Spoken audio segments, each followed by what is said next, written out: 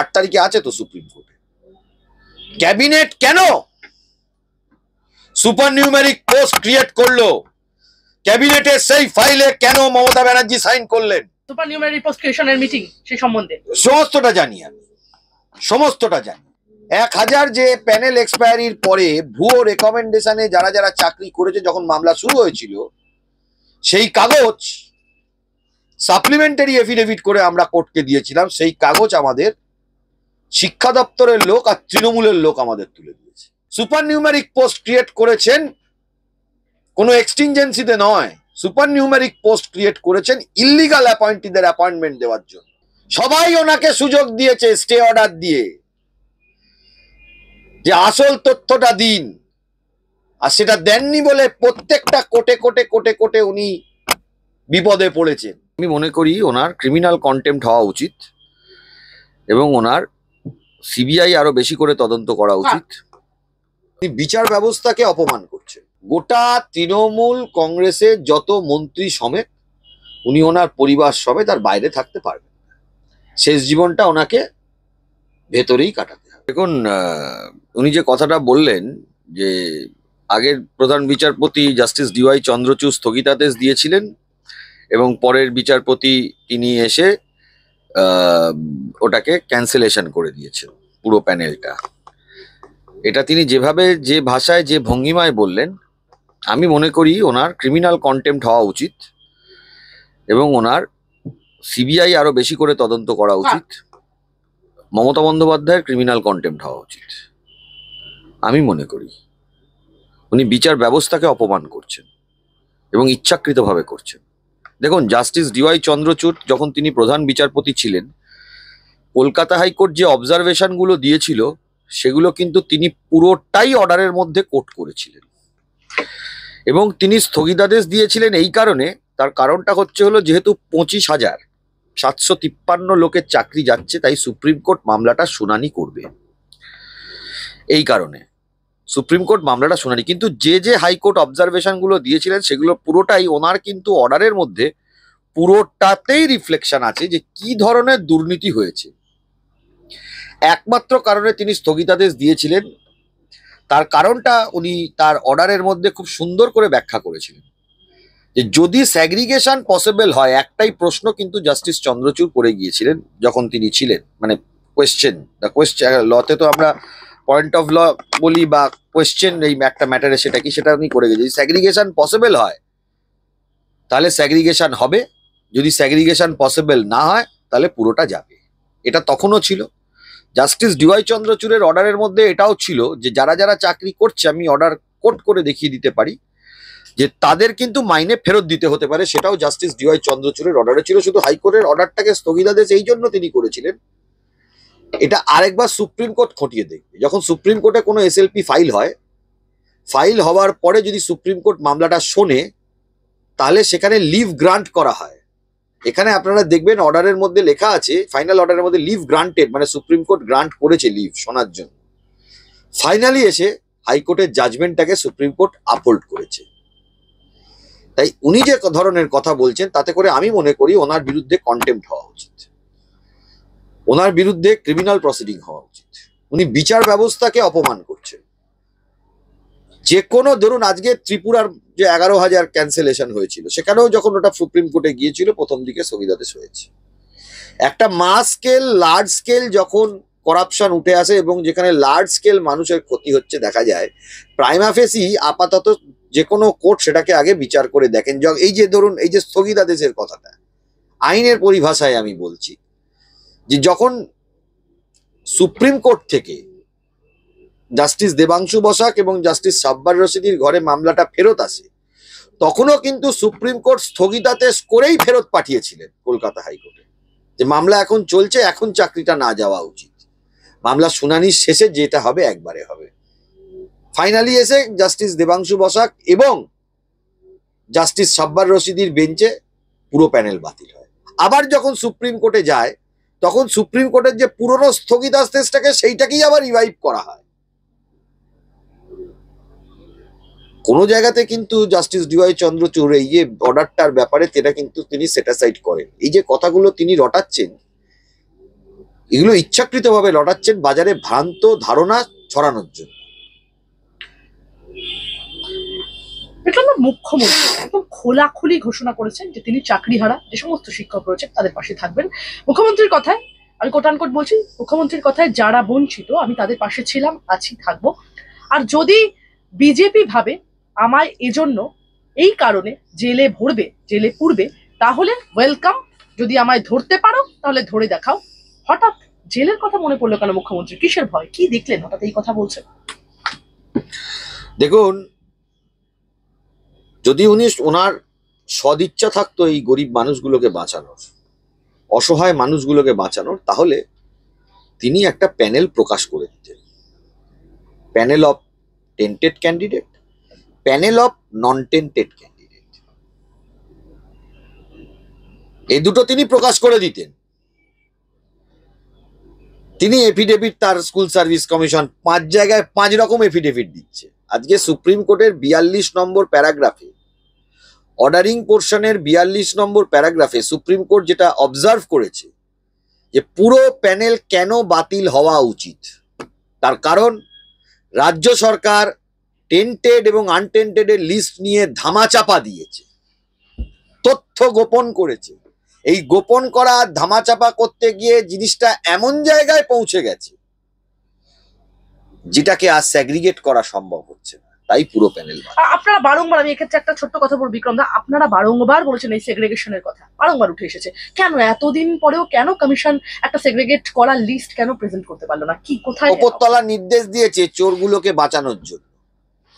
মানে রাজ্য সরকারের যে ভূমিকাটা ছিল যে টেন্টেড ক্যান্ডিডেটদের আমরা বাঁচাবো, নইলে পুরোটা যায় যাক, এটা। প্লাস রাজ্য সরকারের ধারণা ছিল যে পুরোটা যখন চলে যাবার মতো জায়গা আসবে তখন হয়তো সুপ্রিম কোর্ট বলবে যে না, পুরোটা যাবে না, তাহলে সবাইকে বাঁচি। এটা যে হয় না আইনে, সেটা তো মুখ্যমন্ত্রীকে কে বোঝাবে?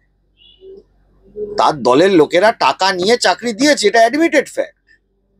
তাহলে সব বলে দিক যে এরা টাকা নিয়ে চাকরি দিয়েছে, এক কথায় তো শেষ হয়ে যাবে। উনি তো বলছিলেন যে উনি অনেক কিছু জানেন, কোন মন্ত্রী তন্ত্রী কি করেছে, সেটা নামগুলো প্রকাশ করে দিন, সরকারি নোটিফিকেশন করে প্রকাশ করে দিন। মমতা বন্দ্যোপাধ্যায় বলছেন একই দোষের শাস্তি কতবার হবে? পার্থ চট্টোপাধ্যায়ের যে জেল হয়েছে, তদানীন্তন শিক্ষামন্ত্রী, তার জেল হয়েছে। না, মমতা ব্যানার্জির জেলটা কবে হবে সেটাই তো আমাদের প্রশ্ন। না, এসএসসি তো সম্পূর্ণ অটোনোমাস বাড়ি, তাদের কোনো ভূমিকাই থাকে। এসএসসি চেয়ারম্যানকে অ্যাপয়েন্টমেন্টের রেকমেন্ডেশন কে দেয়? রাজ্য সরকার ছাড়া। মাইনেটা কে দেয়? রাজ্য সরকার ছাড়া। মাইনেটা কে দেয়? রাজ্য সরকার ছাড়া। সবার আগে কেন আমি তো দাবি করব, কেন সিবিআই এখনো অবধি মমতা বন্দ্যোপাধ্যায়কে ইয়ে করছেন না, ইন্টারোগেট করছে না? ভালো তদন্ত করেছে সিবিআই, কেন ইন্টারোগেট করছেন? এটা নিয়ে প্রয়োজনে আমরা নামবো। 8 তারিখে আছে তো সুপ্রিম কোর্টে। ক্যাবিনেট কেন সুপার নিউমেরিক পোস্ট ক্রিয়েট করলো? ক্যাবিনেটের সেই ফাইলে কেন মমতা ব্যানার্জি সাইন করলেন? এর উত্তর দিন মমতা বন্দ্যোপাধ্যায়। আমি একটা প্রশ্ন করবো, যে সুপার নিউমেরারি পোস্ট ক্রিয়েশনের কথা বলছেন এবং 8 তারিখ যে মামলার শুনানির কথা রয়েছে, কতটা বিপদে পড়তে চলেছে এই সরকার? শুনানি এখনো হয়নি, তাই এই বিষয়ে আমি কিছু বলবো না। আমরা আমাদের কথাটা বলতে পারি। কোর্টের কাছে কেন এফিডেভিট দেওয়া হলো যে ইল্লিগাল অ্যাপয়েন্টিদের জন্য সুপার নিউমেরিক পোস্ট? উত্তর দিন মমতা বন্দ্যোপাধ্যায়। কোর্টের কাছে কেন এফিডেভিট দেওয়া হলো? যদি উত্তর না দিতে পারেন, ধরে নেবো যে আপনি এইটার নির্দেশ দিয়েছেন। কোর্টের কাছে কেন এফিডেভিট দেওয়া হলো সুপার নিউমেরিক পোস্টে ইল্লিগাল অ্যাপয়েন্টিদের দেওয়া হবে? এই এফিডেভিট স্কুল সার্ভিস কমিশন কার নির্দেশে দিল? আমরা জানি কার নির্দেশে দিয়েছে। এই উত্তর দেবেন না কেন চিফ মিনিস্টার? কোন কারা কারা ছিলেন, কি ছিলেন, কোথায় মিটিং হয়েছিল, আমরা সব জানি। এত বড় কথা বলছি, সুপার নিউমেরারি পোস্ট ক্রিয়েশনের মিটিং, সেই সম্বন্ধে সমস্তটা জানি আমি, সমস্তটা জানি। এই যে 1000-এর উপর তথ্য নিয়ে ভুয়ো রেকমেন্ডেশন লেটার কিভাবে জেনারেট হয়েছে উইথ স্ক্যান সিগনেচার, এটা তো আমি তথ্যটা তৈরি করে কোর্টের কাছে দিইনি। এই তথ্য রাজ্য সরকারের লোকই আমাদের হাতে তুলে দিয়েছে এবং তৃণমূলের লোকই আমাদের হাতে তুলে দিয়েছে। বিস্ফোরক দাবি করছেন। বিস্ফোরক দাবি করছি তো, 1000 যে প্যানেল এক্সপায়ারির পরে ভুয়ো রেকমেন্ডেশনে যারা যারা চাকরি করেছে যখন মামলা শুরু হয়েছিল, সেই কাগজ সাপ্লিমেন্টারি এফিডেভিট করে আমরা কোর্টকে দিয়েছিলাম। সেই কাগজ আমাদের শিক্ষা দপ্তরের লোক আর তৃণমূলের লোক আমাদের তুলে দিয়েছে। কে দিয়েছে তার নাম বলবো না। সুপার নিউমেরিক পোস্টে যখন মিটিং হয়েছিল, সেই মিটিং এ কারা ছিল সেই সময় আসতে আমি বলবো। উত্তর দিন মুখ্যমন্ত্রী, এটা কেন আপনাকে ইন্টারোগেট করা হবে না তার উত্তর দিতে হবে আপনাকে। আপনি রাজ্যের মুখ্যমন্ত্রী, সুপার নিউমেরিক পোস্ট ক্রিয়েট করেছেন কোনো এক্সটিনজেন্সিতে নয়, সুপার নিউমেরিক পোস্ট ক্রিয়েট করেছেন ইল্লিগাল অ্যাপয়েন্টিদের অ্যাপয়েন্টমেন্ট দেওয়ার জন্য। আমি প্রকাশ্যে বলছি, ওই মিটিং এ কারা ছিল তার তথ্য আমার কাছে আছে, সময় আসুক সেই তথ্য তুলে দেবো। বিক্রম দা, বিরোধী দলগুলোকে একদম দায়ী করছেন মমতা বন্দ্যোপাধ্যায় এবং তার বক্তব্য শুধু 26,000 শিক্ষকের চাকরি বাতিল। মামলা কি বিরোধী দল করেছে? কোন রাজনৈতিক দল মামলা করেছে? মামলা যারা মামলাকারী তারা করেছে। পশ্চিম বাংলাতে সার্ভিস নিয়ে, সার্ভিস রিক্রুটমেন্ট নিয়ে মামলা হয়ই। যা করে দিয়ে গেছেন, আরো 15 থেকে 20 বছর এখানে মামলা এইভাবেই চলতে থাকবে, কোনোদিন আটকানো যাবে না। এটা কম্পিটিটিভ এক্সাম। আমি যদি দেখি যে আমি নাম্বার পেয়েছি, আমার থেকে কম নাম্বারে একজন চাকরি পেয়ে গেল, কোর্টে এসে বললে সেটা দোষ হয়ে গেল, সেটা রাজনৈতিক দল করেছে। মামলাটাকে মামলার চোখে দেখুন, মামলাটা রাজনীতি নয়। রাজনীতি আপনি ক্রিয়েট করছেন। আপনি কেন বিরোধী দলকে টেনে আনছেন? কোর্টে আদালতে মামলা হয়েছে, যেটা হয়েছে সেটা বলবেন। মামলা কোন রাজনৈতিক দল করেছে? আপনি বারবার বলে যাচ্ছেন যে রাজনৈতিক দল, রাজনৈতিক দল, রাজনৈতিক দল, নিজের গদি বাঁচানোর জন্য। এত লোভ আপনার চেয়ারের। মুখ্যমন্ত্রী বলছেন বিজেপি, মনে রাখবেন, আপনাদের উদ্দেশ্যে বলছেন, মনে রাখবেন যে এত যে পরিবার, এদের সঙ্গে কিন্তু যারা চাকরি হারালেন তাদের সঙ্গে কয়েক লক্ষ পরিবার জড়িত। তারা অচল হয়ে গেলে বিজেপি সিপিএম সচল থাকবে না।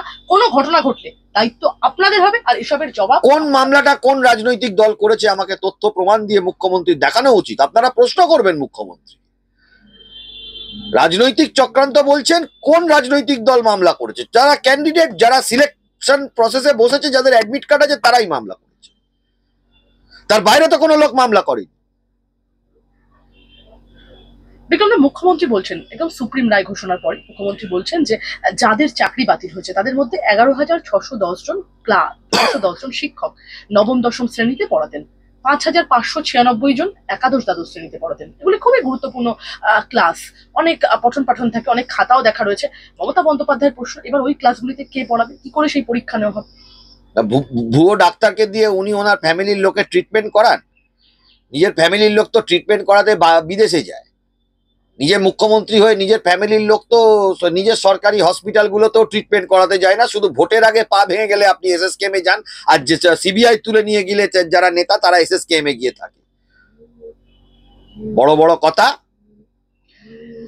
এই প্রসঙ্গ তুলে কার্যত মুখ্যমন্ত্রী আরো বললেন যে আমার মনে একটা প্রশ্ন জেগেছে, 25,000 শিক্ষক যদি পড়াতে না পারে, তাহলে চিকিৎসক থেকে শুরু করে ইঞ্জিনিয়ার তৈরি করবে কারা? শিক্ষা ব্যবস্থাকে ধ্বংস করে দেওয়ার চেষ্টা হচ্ছে কি? শিক্ষার মান দমিয়ে দিতে চাইছে না তো? আমাদের ছেলেমেয়েরা শিক্ষার সুযোগ না পাক এবং আমাদের ছেলে মেয়েকে শিক্ষার সুযোগ না দিয়ে দমিয়ে দিচ্ছে না তো? আপনি 3 মাসের মধ্যে পরীক্ষাটা নিয়ে নিন না, কি অসুবিধে আছে?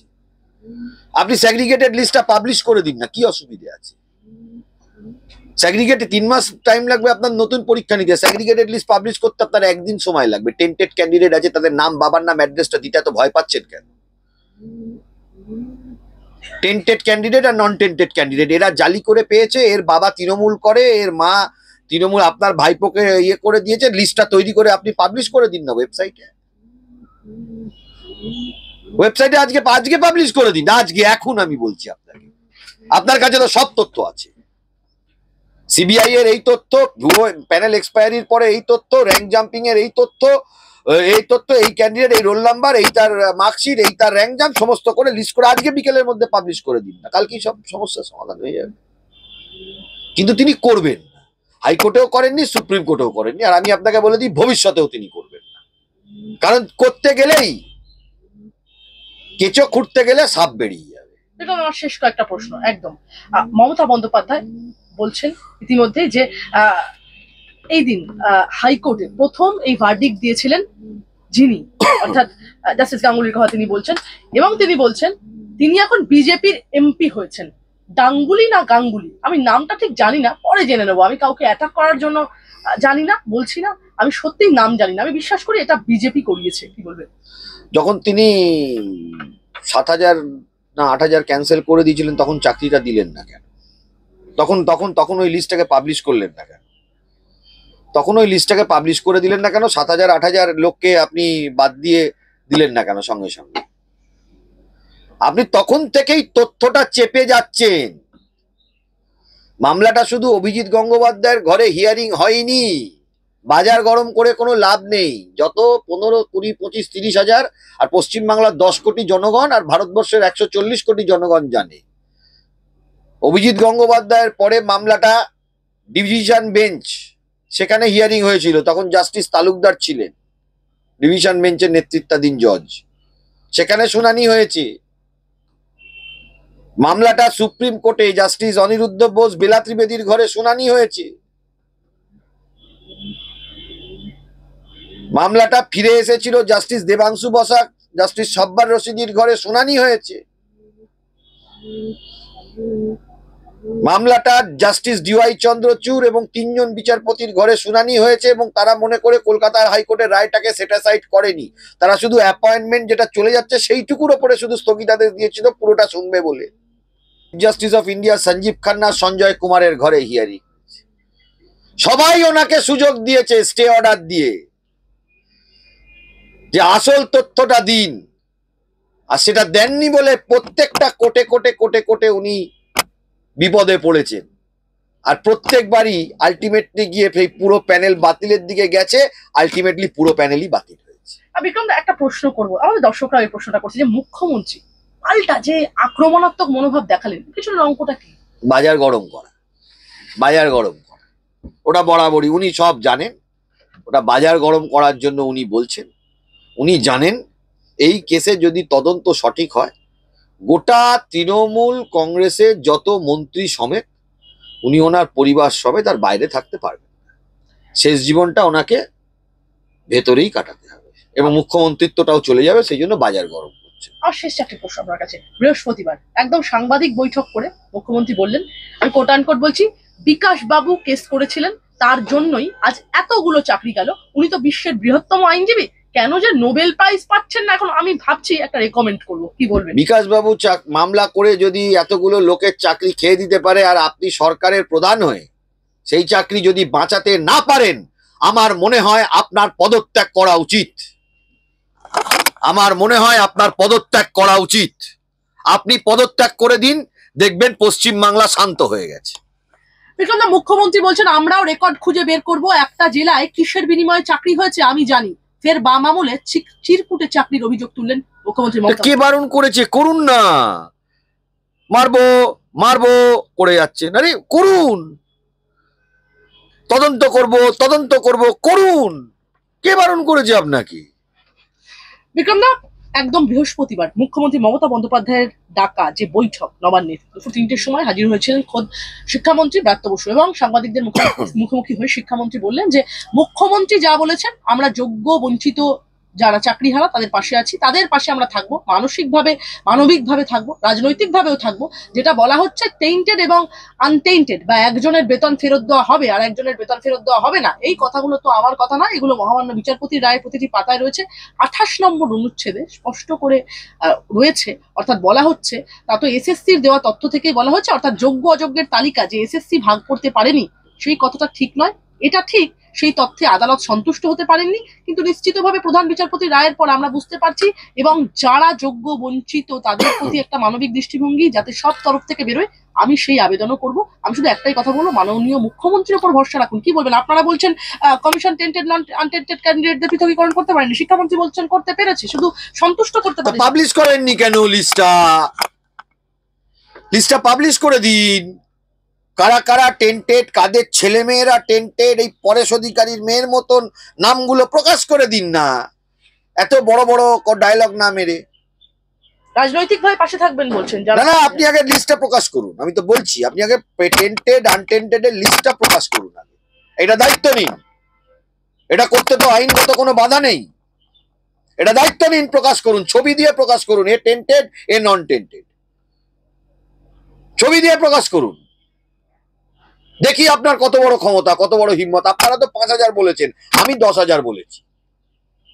ট্রাম্প কার্ডে আমি 10,000 রেখেছি, আপনি 5,000 রেখেছেন। আপনি 5,000 পাবলিশ করুন, তারপরে আরো 5,000 পাবলিশ হবে কিনা দেখবো। আমরা তো 10,000-এর 10,750-এর বেশি বলিনি। আর শেষ দুটো প্রশ্ন বিক্রম দা আপনার কাছে। 3 মাসের মধ্যে নিয়োগ প্রক্রিয়া শেষ করা সম্ভব নয়, না, স্পষ্ট জানালো এসএসসি। 3 মাসের মধ্যে এটা কোর্টের অর্ডারে নেই, এটা হাইকোর্ট বলেছিল লোকসভা ইলেকশনের পরে স্টার্ট করতে, সেই অর্ডারটা আপিল্ড হয়েছে। এটা তথ্যটা ভুল গেছে। আর শেষ প্রশ্ন বিক্রম দা আপনার কাছে। নিজের বক্তব্যের একদম সপক্ষে ব্যাখ্যাও দিয়েছেন এসএসসি চেয়ারম্যান। তার কথায় আমি কোট আনকোট বলবো, 22 লক্ষ পরীক্ষার্থী পরীক্ষায় বসেছিলেন আগের বারে। পরীক্ষা নিতে হবে, অর্থাৎ 2016 সালের কথা তিনি বলছেন, পরীক্ষা নিতে হবে, ফলাফল প্রকাশ, অত ইন্টারভিউ নেওয়া, প্যানেল প্রকাশ, প্যানেলের মেয়াদ থাকে তো 1 বছর, পরবর্তী প্যানেলের জন্য অপেক্ষা করা, পুরো প্রক্রিয়ায় কখনো 3 মাসের মধ্যে সম্পূর্ণ করা সম্ভব। বাজার গরম করছে। 3 মাসের কথা অর্ডারে বলে, অর্ডারে বলেছে পরীক্ষা নিতে হাইকোর্ট যা রায় দিয়েছে সেটা আপিল হয়েছে। এসএসসির ভূমিকা নিয়ে কি বলবেন সর্বশেষে? এসএসসি কোনো ভূমিকাই নেই, যা নবান্ন থেকে বলে দেয় সেটাই ভূমিকা। যতই স্বশাসন বলুক, মাইনে দিচ্ছে কে এসএসসি কে? রেকমেন্ডেশন চেয়ারম্যানের কে করে? কলকাতা বিশ্ববিদ্যালয়ের ভাইস চ্যান্সেলরকে রেকমেন্ড কে করে? এসব কথা বললে হবে? এখানে যারা চাকরি হারালেন তাদের উদ্দেশ্যে কি বলবেন? অত্যন্ত দুঃখজনক ঘটনা। যারা, বিশেষ করে যারা জেনুইন ক্যান্ডিডেট, যাদের চাকরি হারিয়েছে। দেখুন, আপনাদের চাকরি হারিয়েছে, এটার জন্য যদি দোষ দিতে হয় সেটা একমাত্র রাজ্য সরকার। একদম যারা চাকরি হারালেন, একদম শহীদ মিনার থেকে তারা বলছেন বিকাশ রঞ্জন ভট্টাচার্যরা সিপিএম কে প্রাসঙ্গিক করতে এই না, সেটা বলতে পারে। দেখুন, মামলাকে মামলা হিসাবে দেখতে হবে। আপনি বলতে পারেন আপনি জেনুইন, কিন্তু এখানে তো ইন্ডিভিজুয়াল বিচারটা হচ্ছে না। তথ্য যদি রাজ্য সরকার গোপন করে তাহলে পুরোটাই যাবে। এখানে কারোর ইন্ডিভিজুয়াল মামলা হচ্ছে না, এখানে অ্যাজ এ হোল কালেকটিভ গ্রুপের থেকে স্যাগ্রিগেশনের বিষয় আসছে। এবং স্যাগ্রিগেশনের দায়িত্ব, বিশ্বাস করুন, এটা আইনের দিক থেকে যদি চিন্তা করতে হয়, স্যাগ্রিগেশন আমরা করতে পারবো না। স্যাগ্রিগেশন সিবিআই করতে পারবে না। কেউ বলছে সিবিআই লিস্ট থেকে কেন স্যাগ্রিগেশন হলো না, এগুলো তারা আইন জানেন না বলে বলছে। রেলে যখন কেউ টিকিট কাটে, এবার আমি টিকিট কেটেছি কি কাটিনি সেটা টিটি যখন আমাকে জানতে চাইবে, আমাকে টিকিটটা দেখাতে হবে। এটার ফান্ডামেন্টাল প্রিন্সিপাল অফ লটা কি সেটা আগে বুঝতে হবে। যার অধীনে ডকুমেন্ট আছে তাকে এটা দেখাতে হবে, এটাই হলো আইনের প্রিন্সিপাল। তাহলে এই যে পরীক্ষাটা হয়েছে, সেই পরীক্ষাতে এসএসসির অধীনে ডকুমেন্ট আছে, এসএসসি কে ডকুমেন্ট দেখাতে হবে যে এই আমার স্যাগ্রিগেটেড লিস্ট, আইনটা এটা। এবং সেই স্যাগ্রিগেটেড লিস্টের আদার সাইড অপোজ করতে পারে, আবার আদার সাইড অপোজ নাও করতে পারে। তারা একদম স্বচ্ছতার সাথে যদি লিস্ট দেখায়, আমরা জানি কতগুলো, আমি তো আবারও বলছি 10,000-এর কাছে, 10,750 মতো এখানে টেন্টেড ক্যান্ডিডেট আছে। একদম প্রকাশ করে দিক, আজ অব্দি দেয়নি, শুধু বাজারি কথাবার্তা বলে যাচ্ছে, রাজনীতি করে যাচ্ছে। দয়া করে রাজনীতির সাথে মামলাকে মেলাবেন না, রাজনীতির সাথে আদালতকে মেলাবেন। আপনাদের কাছে যে লিস্ট রয়েছে সেই লিস্ট এর সাথে কমিশন যে লিস্ট দিয়েছে সেই মিল রয়েছে? আমরা 10,750টা কমিশনের যে এফিডেভিট গুলো আছে, right from high court to supreme court, সেইখান থেকে তুলে ধরে আমরা সুপ্রিম কোর্টের কাছে জমা দিয়েছি। 10,751 দিইনি, আর 10,749ও দিইনি, 10,750-এর লিস্ট দিয়েছি। এই যে যারা বলছে যারা জেনুইন ক্যান্ডিডেট, তাদের একজনেরও নাম আমরা দিই। সবাই হিয়ারিং দেখেছে। আমি কোনো যেটা বলছি, যেটা তথ্যের কথা বলছি, সেই তথ্য লোকে অনলাইন স্ট্রিমিং এ দেখেছে, বিভিন্ন সংবাদ মাধ্যমে বেরিয়েছে। 10,750 এটা আমরা দিয়েছি। এবার তার হিসাবটা করে ওদের একটা লিস্ট পাবলিশ করা উচিত ছিল, সে সুযোগও চলে গেছে।